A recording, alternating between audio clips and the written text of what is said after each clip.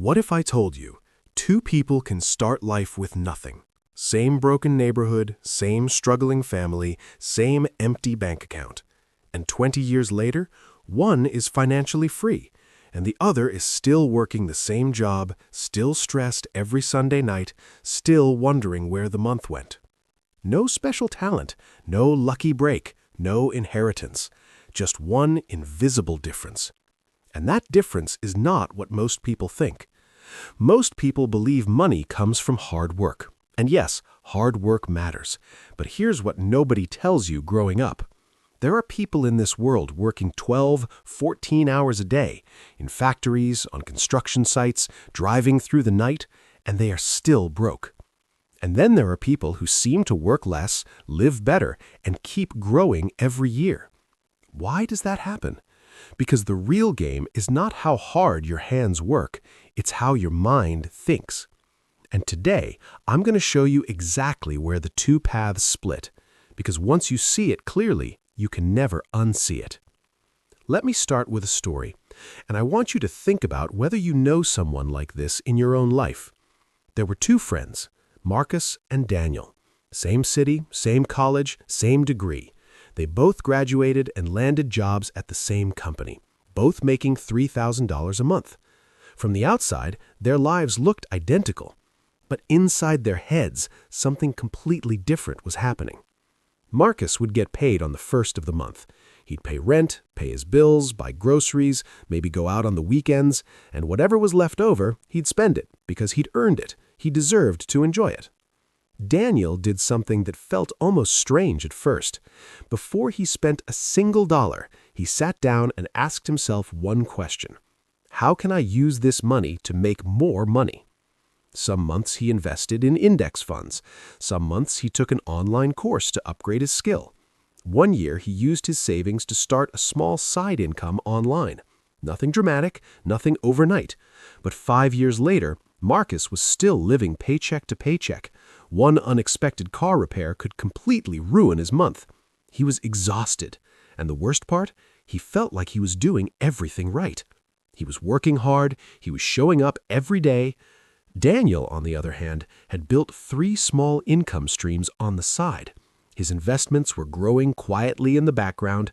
He wasn't rich yet, but he had options. And options are worth more than money. Same starting point, same income, completely different results. Here's the first mindset difference, and this one is the foundation of everything else. The poor mindset says, I work for money. The rich mindset says, money should work for me. Think about it this way. Imagine you need water every single day, and every single day you walk to the well, fill up your bucket, and carry it back home. That's hard work, real effort, and it keeps you alive. But now imagine instead of carrying buckets forever, you spend a few months building a pipeline. It's harder at first. It takes sacrifice. People might even laugh at you and say, why are you wasting time on that when you could just carry water like everyone else? But once that pipeline is built, water flows to you, without you walking, without you carrying, without you exhausting yourself every single day. Poor mindset carries buckets for life. Rich mindset builds the pipeline. And the pipeline doesn't have to be a huge business. It can be a skill that earns you freelance income. It can be an investment account you'd add $50 to every month. It can be a small online project. The form doesn't matter. The mindset does. Now here is the second difference, and this one is deeply emotional for most people. It's fear. I want you to think about a moment in your own life. Maybe you had an idea once, a business idea, a career move, a chance to try something different, and you didn't take it. Not because you were lazy, but because something inside you whispered, what if it doesn't work? What if I lose everything? What if people think I failed? That voice is the poor mindset speaking. And it's not your fault. That voice was built into you by school systems that punish wrong answers, by parents who said, just get a stable job, by a world that treats failure like something shameful. But here's what rich thinkers understand that changes everything. Failure is not the opposite of success. Failure is part of success. Think about a baby learning to walk. That baby falls down 30, 40, 50 times every single day, and not once does that baby sit on the floor and think, "I'm just not a walking kind of person." Not once does it give up. That baby doesn't know the word failure yet. It only knows try again. And because of that, every single human being on this planet learned to walk. Rich thinkers carry that same energy into adult life. They fall, they lose money, they launch things that don't work, they have bad years, but they get back up and ask one question: what did I just learn? Because every failure is information, and information, used correctly, becomes an advantage. Poor mindset is paralyzed by the fear of losing. Rich mindset is fueled by the curiosity of learning. The third difference is how they relate to time, and this one quietly destroys more lives than almost anything else. Poor mindset lives for today. What feels good right now? What's entertaining tonight? Let me relax. I'll start tomorrow. I'll get serious next month, next year, when things calm down. And here's the painful truth. Things never calm down. Tomorrow never comes, and one day you look up and 10 years have passed and nothing has changed. Rich mindset asks a completely different question. What can I build today that will still be paying me 5 years from now?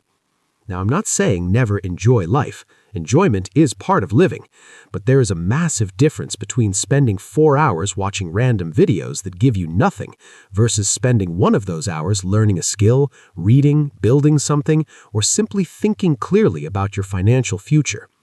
Poor mindset chooses comfort every time. Rich mindset chooses 1 hour of growth, even when it's uncomfortable, because they understand something powerful. Short-term pain for long-term freedom is always a better trade than short-term comfort for long-term struggle.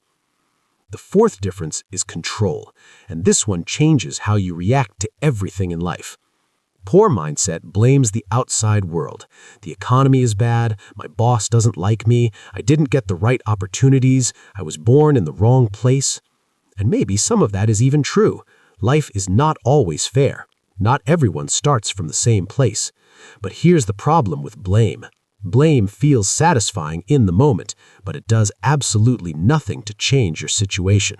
It is the most expensive habit you can have, because every second you spend blaming is a second you're not solving. Rich mindset asks one simple question when something goes wrong. What can I control right now? Not everything, just the next move. You can't control the economy, but you can control what skill you learn this month. You can't control your past, but you can control the choice you make in the next 5 minutes.